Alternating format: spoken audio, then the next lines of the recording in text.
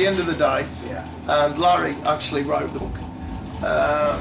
And it came from an idea that the five of us, since we started Blaze Bailey Band, then the five people, it's an amazing story of where everybody's come from, because we all come from such different places. And we thought it would be worth, we thought, well, there's a book there, there's a story, the five people coming to this one point, and then Larry decided to start writing it. And it really started to come together. And there's never been a book about me, you know, through the maiden years and my own particular journey. And what he did was he used that and then tied all the stories of everybody together to show how the band got together. And so far, I mean, it's doing really well. It's not available in retail. We've just kept it exclusive to our website, so you can get it at shows or off our website. And so far, it's done well. And the first early reviews that we've had of it, people have actually got what it's about and understood it and enjoyed it. So we're really pleased with that. So is it directed at metal fans or? No, I think it's just a bloody good book, to be honest. It's a really interesting read that follows a lot of people's journeys, and you think this can't be real, and you wouldn't make it up. No, I think it's not just for metal fans. Obviously, if you're interested in metal and the thing that comes from Wolfsbane and Iron Maiden, then there is a lot of things that you're going to enjoy about it. But also, it's a really good story about how we got together to do this. That people from such different backgrounds. One guy was living in Bogota, Colombia. One guy was living in Wisconsin. One guy was in another band in Bristol. Larry was doing something completely different. He was, he's always been a drummer, and then he was, his main income, he was working as an author. And how we all got together, I was bloody right on Skid Row at the time, and all of that. So how it all came together is the most bizarre set of things, and it was just like, well, yeah, it's worth, writing about. So it's come out really good.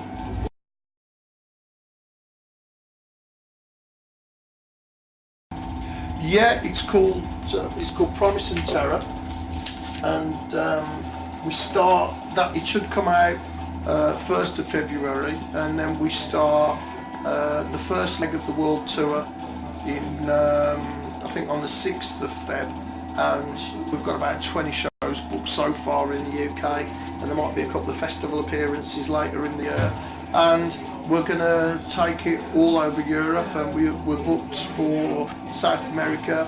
We're going to go to Brazil. I think we'll be in Argentina and Chile next year as well. So we're really, really excited about it. It's the first time since I've been doing my own thing.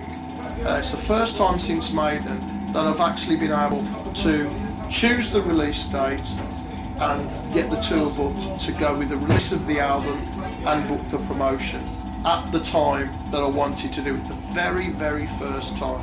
So we really, really hope it comes out in February, and we hope that people will get into it. We'll be promoting it for the whole year.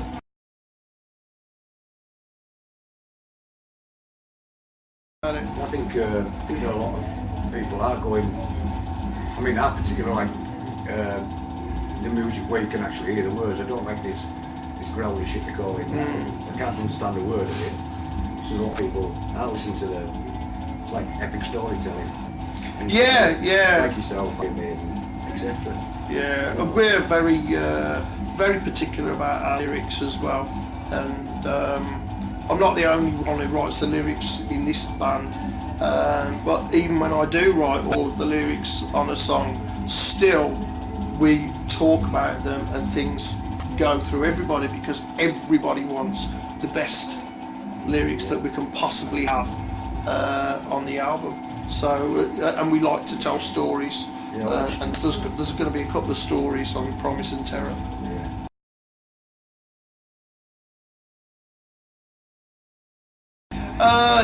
We've got, who have we got for most of the UK? Senescence.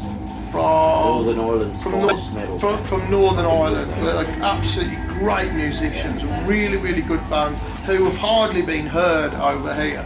So we're taking them around the UK, and then we had a really interesting band support us in Dumfries this year, and it's one of the few occasions where we've gone, that support band's a bit good.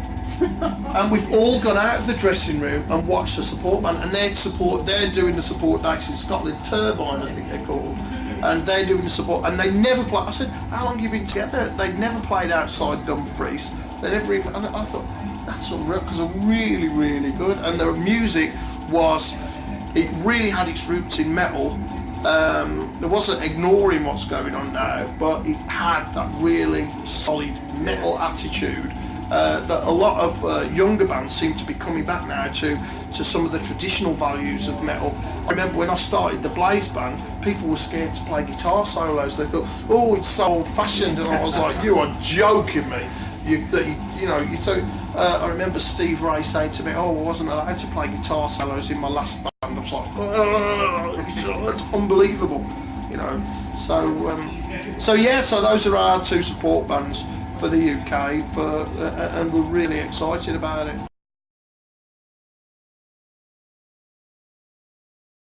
I think, I don't know what happens really, but there's just something, wherever we go, it's exactly the same. We're just full on. We're basically saying, you have to listen to what we're saying. Yeah. And that's what we're trying to do all of the time, but we're trying to treat it as a bunch of individual people, and we're trying to get inside everybody's brain, and it's almost like our band is a machete, and we're trying to crack people's heads open and go, listen to us, remember us. Even if they're not listening to you, they're going to see you. That's what we're like, because every gig that we do it's what we feel. It is our whole life. It's the whole justification for the way that we've chosen to live, as harsh as it is in that, right, we are doing this show and we have to put everything that we have, because what if there's no tomorrow? What if there is no other gig? What if something happens? What if we don't make it to the next one? If this is the last gig we ever play, what will we say? Will we say, no matter where it was the most magnificent thing that we could command from ourselves at that point? So that's what we do. And as much as sometimes, we talk for the, right, let's stay calm in the first couple of songs, let's work out the sound, we get out and go, so it never works. It never works. No, that's fantastic. So that's it. It's just every gig is like our last gig.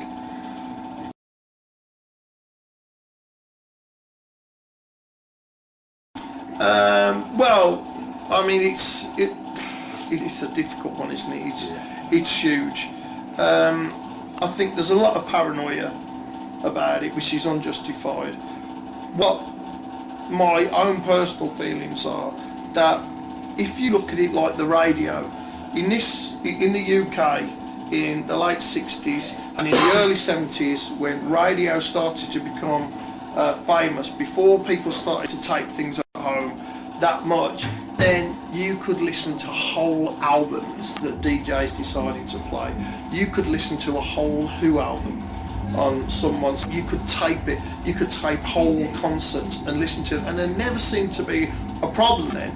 For a band like us, we're not a chart band, we're not mainstream radio friendly or anything like that. So on one level, somebody saying, oh, listen to this Blaze album, and getting someone into the band and then them come in and seeing us, and that's not a bad thing. Where it is bad is if someone says, here is an official Blaze album, but it's not. Yeah. And we produced that album, we made it with our own money, and the money from that album is what keeps us on the road and pays our rent, and somebody trades that and says, oh, that's the official thing. That's completely and utterly wrong. So that is what we're against, piracy in that way. Some file sharing, I think, well, it's the big bands who suffer more than us. We are a tiny underground cult metal band. The people that see us, that like us, absolutely love us.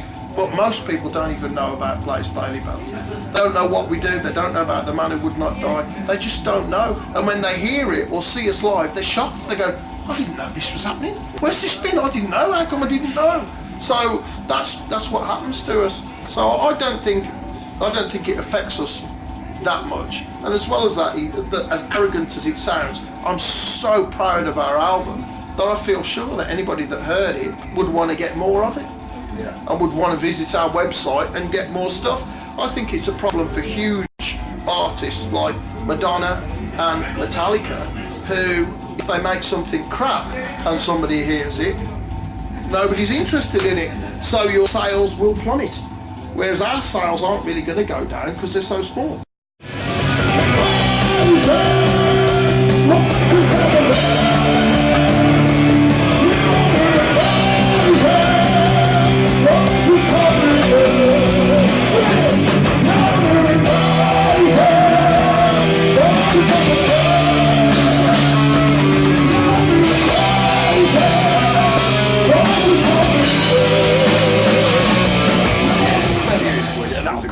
Not the silly ones.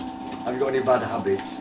Yeah, I have got a bad. I have got lots of bad habits. I snore horrendously after drinking, and you're talking to the king over there. Yeah, it is really bad. And the worst thing about that is that I had an operation on my nose because I had a deviated septum. So one of my nostrils was practically closed, and the doctor said to me, I think you would really benefit from this operation. You'll be able to breathe a lot clearer, you'll be able to breathe better on stage, your singing will feel a lot more natural. So I went ahead and had this operation, and they also said, and you'll never snore again.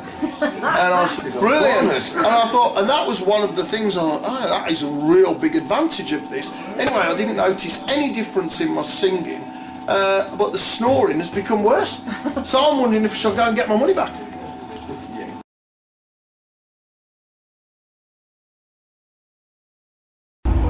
Oh, I use the cheapest. I don't actually use toilet paper because my late wife worked in a hair and nail salon, and when the salon went bust, then the rolls of paper that they put out on the table to cover it when they do the ladies' nails, really big, and it's much thicker than regular toilet paper. So I generally, I've still got like 3 or 4 rolls of that. It's lasted quite a long time, so I don't use regular toilet paper. It's a custom job of my house.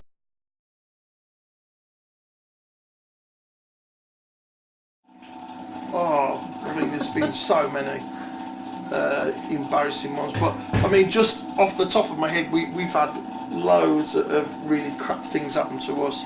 But I remember playing in Florida once, and nobody told me that the intro was rolling, and I was on the toilet at the time, and I missed the first part of the song and ran out with my belts up going, we're on then, when we were supporting Overkill. So that was pretty bad.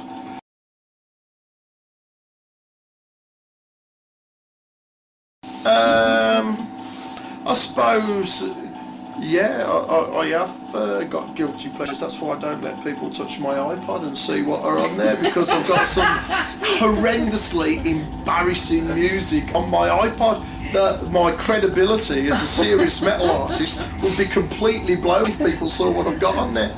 So yeah, one of my guilty pleasures is listening to embarrassing music.